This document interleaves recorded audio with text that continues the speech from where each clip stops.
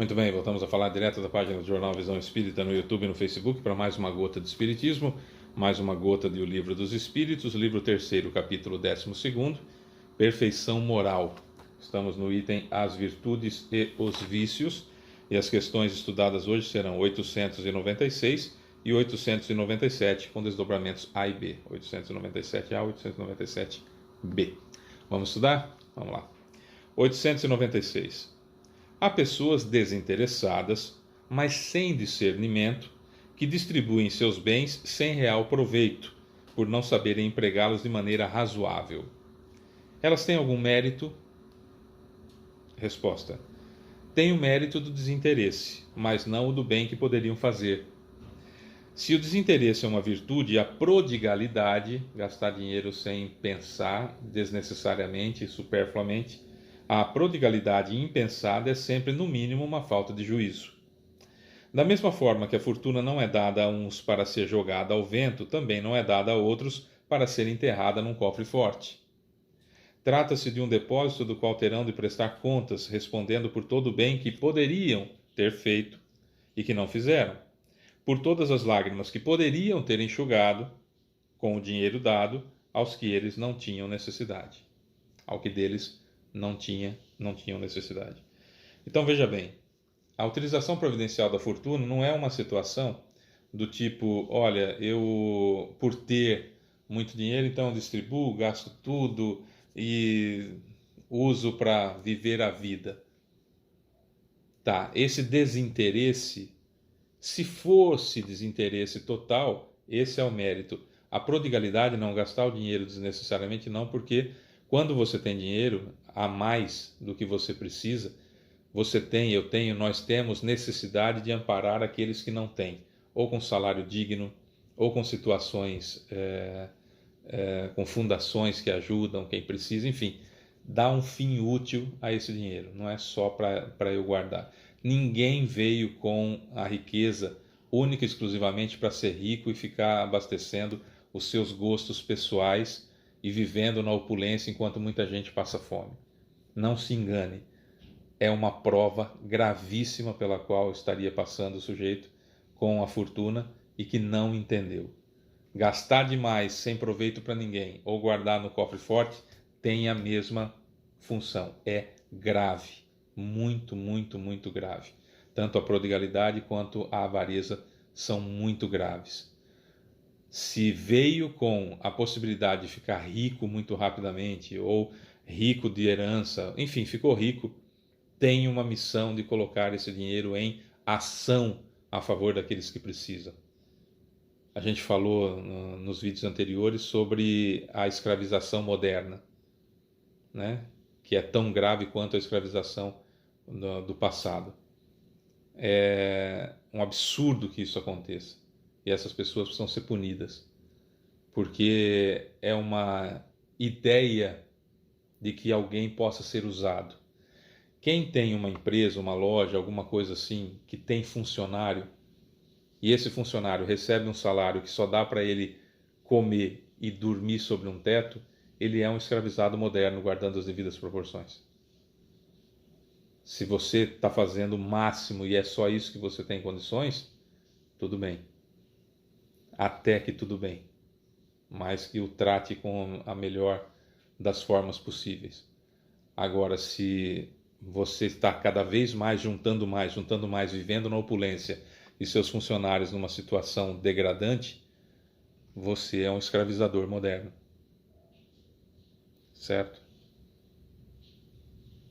Não tem como escapar. Ah, Fábio, o espiritismo é muito complicado, é muito chato. Quem tem dinheiro, quem está nessa situação, vai achar realmente que nós estamos querendo colocar alguma situação complicada. Me lembro, inclusive, de um sujeito muito bem de vida, que ele dizia assim, para o espiritismo todos nós vivemos numa facilidade muito grande, comendo damasco todos os dias, e não é assim, a gente trabalha duro. Ninguém imagina que não se trabalhe duro. O que nós estamos dizendo é, se os seus cofres estão enchendo cada vez mais para você viver na opulência, e os seus funcionários só têm onde dormir e comer apenas isso com o salário, tem alguma coisa errada você está errado. Você está fora da situação evolutiva da perfeição moral. Você está mais para vício do que para virtude. Todos nós estamos com problema na perfeição moral. Só não passe a mão na própria cabeça, sendo indulgente demais com você mesmo, né? 897. Aquele que faz o bem sem visar uma recompensa na terra, mas esperando que lhe seja levado em consideração na outra vida e que lá sua posição venha a ser melhor, é repreensível. Eu não quero nada na terra, mas Deus está vendo o que eu estou fazendo, e aqui no íntimo eu falo, não, estou fazendo bem aqui porque eu quero ir para o céu. Quem acredita em céu, eu quero ser resgatado e ir para uma colônia. Quem trocou o nome de céu por colônia, mas ainda não entendeu como que funciona a colônia.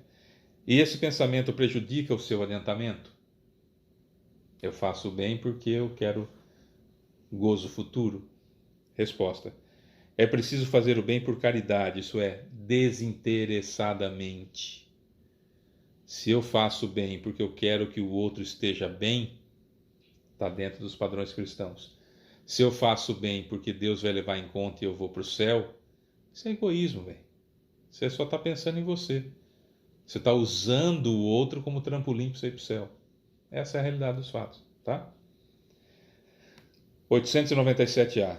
No entanto, todos têm o desejo muito natural de progredir para sair do estado penoso dessa vida. Os próprios espíritos nos ensinam a praticar o bem com esse objetivo. Logo, é um mal pensar que pela prática do bem podemos esperar algo melhor do que aquilo que temos na Terra? Resposta: certamente não. Mas aquele que faz o bem sem segundas intenções, pelo simples prazer de agradar a Deus e ao próximo que sofre, já está num certo grau de adiantamento que lhe permitirá chegar à felicidade muito mais depressa que seu irmão que, por mais positivo que seja, fazer o bem por raciocínio e não pelo ardor natural do seu coração. Lutar contra as más inclinações é a grande situação. Eu me obrigar a fazer o bem, eu não faço naturalmente, como a gente viu na questão 894. Eu não tenho que lutar para fazer o bem. Faço o bem naturalmente. Já lutei anteriormente. Então, todos nós, como somos egoístas e orgulhosos, para sair desse estágio de egoísmo e de orgulho, nós temos que lutar contra nós mesmos. Eu dizia em alguns vídeos anteriores que o nosso pior inimigo é aquele sujeito que eu vejo no espelho, que eu vejo o reflexo no espelho, que sou eu mesmo. Eu tenho que lutar contra mim mesmo.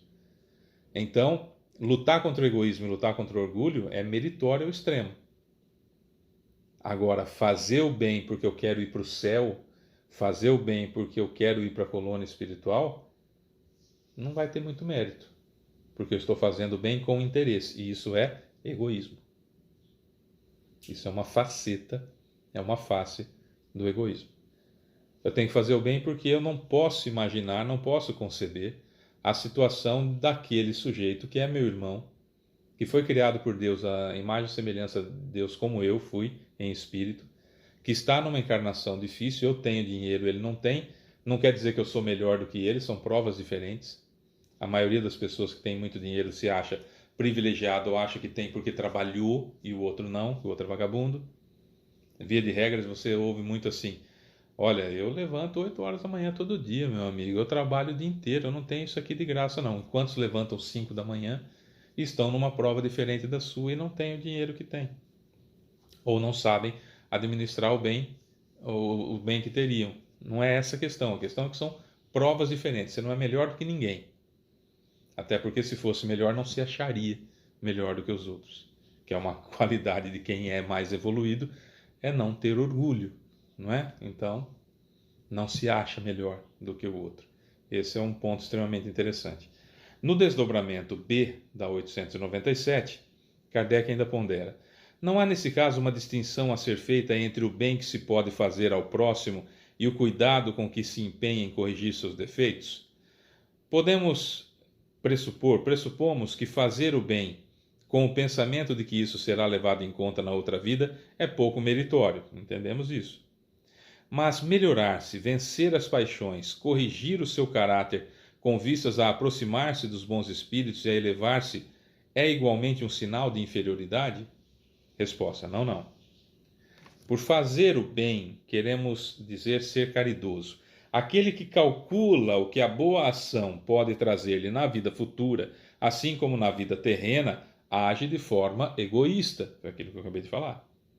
Mas não há nenhum egoísmo em melhorar-se com vistas a aproximar-se de Deus, uma vez que esse é o objetivo ao qual todos devem tender. Então, quando eu busco me melhorar para evoluir, eu não quero fazer o bem, eu não quero gastar o meu dinheiro, eu não quero ajudar o próximo, eu faço isso porque eu tenho que evoluir. Perfeito, é lutar contra as más inclinações. Certo? Eu preciso evoluir. Nossa, dá um desespero imaginar que eu vou pegar o meu dinheiro e todo mês me sobra, sei lá, vamos colocar, me sobra R$ 1.000, livrinho, fora o reinvestimento da loja, me sobra R$ 1.000, além do meu salário, que é muito bom, me sobra R$ 1.000 para eu viver na opulência. E aí eu tenho funcionários que ganham o salário mínimo e a gente sabe que o salário mínimo não vive. A pessoa não vive. Não dá. Então eu tenho 2 funcionários, eu vou pegar esses R$ 1.000 que me sobram e vou dar 500 para cada um. Nossa, aquilo vai me doer o coração. Nossa, eu vou falar, meu Deus do céu, são vagabundos, não trabalham direito. Eu vou criar 1.001 situações, mas estou lutando contra o meu egoísmo para me melhorar. Perfeito, extraordinário, é isso aí. Lutou contra uma má inclinação, que é o egoísmo. Certo? Certo, perfeito, legal, ótimo. Eu vou dar R$ 500 para cada um, pelo menos eu garanto o céu para mim, porque afinal de contas, né, Deus já me deu tanto, então vou repartir um pouco, né, e tem lá no fundo a ideia de que vai para o céu por causa disso. Esquece, amigo, você está agindo por egoísmo, você está agindo para te favorecer. Ou faz isso, mas dá os R$ 500 para cada um dos funcionários nesse exemplo que eu estou dando, e aí chega lá, viu como eu estou fazendo isso por você? Quero o seu bem. Abrir mão de algo que seria para mim, para você, para que você tenha uma vida melhor. Chega um colega que tem uma loja também, viu o que eu fiz com meus funcionários, na frente dos funcionários. Ele precisava, eu vi a penúria que ele vivia, abrir mão do que era meu para que ele tenha o melhor. Orgulho, bem, você está fazendo a sua vaidade inflar. Você não fez isso porque o outro precisa de uma vida digna, tem direito a uma vida digna. Você fez porque queria envaidecer-se. Fez para você ser exaltado. Egoísmo com orgulho juntos, que são as piores chagas que tem. É contra isso que os espíritos dizem que o bem desinteressado tem que existir. Eu forçar-me a fazer o bem, embora eu não queira, mas eu me forço a fazer o bem, é uma luta constante contra as más inclinações que vai me fazer me aproximar de Deus. Perfeito, é isso.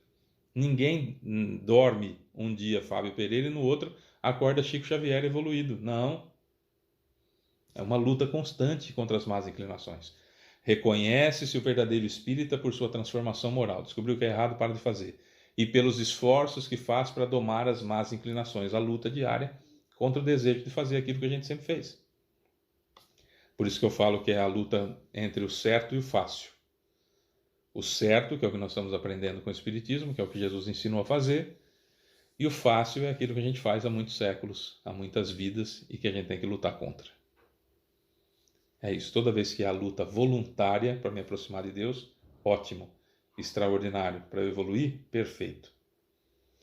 Toda vez que eu faço por um orgulhozinho, ou pensando num benefício futuro, quer seja na terra ou no céu, céu entre aspas, estou cometendo um grande equívoco. É isso, sou Fábio Pereira, essa é mais uma gota de Espiritismo, amanhã tem mais. Beijo para você que fica, tchau.